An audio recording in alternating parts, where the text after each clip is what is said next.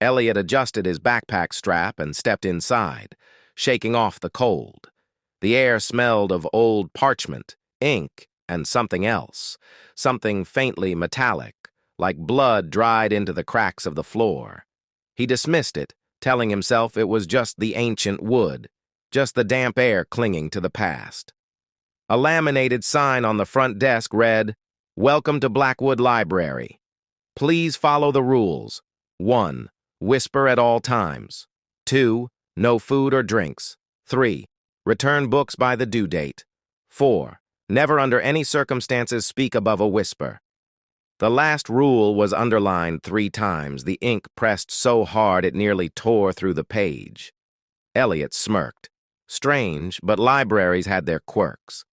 He pulled out his phone to check the time. 8:43 p.m. He had just over an hour before closing. He made his way toward the archives, the oldest part of the building, where the books were thick with dust, and time itself seemed to slow. His professor had assigned an obscure research topic, something about pre-colonial folklore. It wasn't in any digital database. The only place to find it was here, buried in the forgotten stacks. As he walked, the floorboards groaned beneath his sneakers, the sound swallowed by the vastness of the library. He passed rows of towering shelves, their shadows stretching long under the dim, flickering lights.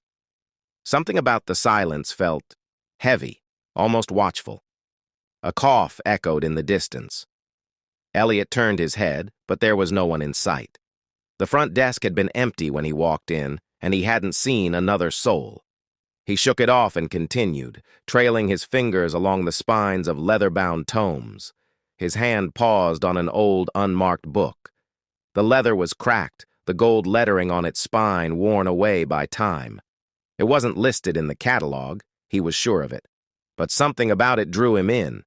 He slid it off the shelf and flipped it open. The pages were thick, yellowed with age, handwritten. A passage caught his eye. They watch in silence. They listen in silence. They exist only in silence. To break it is to invite them in. Elliot frowned. Folklore, maybe? Some kind of local legend? He traced the ink with his finger, feeling the indentation left by a heavy hand. A whisper. Software barely audible, right behind him. He spun around. Nothing but bookshelves. The air had gone cold. A draft? No, this was different. It was like the silence had deepened, thickened, pressing in on him. Then, a breath. Right against his ear.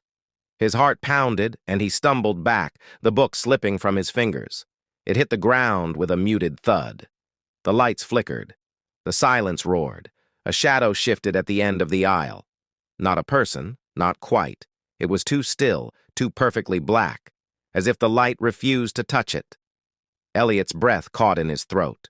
The shadow stretched toward him, elongated fingers curling along the floor. And then, footsteps. Not his own. Slow, deliberate, coming closer. Elliot clamped a hand over his mouth, heart hammering. The book's warning pulsed in his mind. They exist only in silence. To break it is to invite them in. He reached down, gripping the book with shaking hands, and backed away. The air was suffocating now, thick with the weight of something unseen. The footsteps halted. The silence was listening. He turned and ran. The library seemed to stretch impossibly, the rows of bookshelves multiplying, twisting into a maze that hadn't been there before. His breath came in short, silent gasps. He didn't dare make a sound. A door loomed ahead, the exit sign glowing red. Hope surged through him. He reached for the handle. A hand clamped over his mouth. Not flesh, not human. Cold as the grave, its fingers pressed deep into his skin, and an unnatural stillness filled his veins. A voice. No, not a voice, but something deeper, something inside his head whispered, "You broke the silence." Darkness swallowed him whole. When the librarian arrived the next morning, she found the front desk undisturbed, the bookshelves perfectly in place. All was quiet, except for a single book. It lay open on the floor, its pages filled with new words, written in frantic, desperate ink. A warning, a plea, and beneath it, a name, scrawled in a shaking hand, Elliot.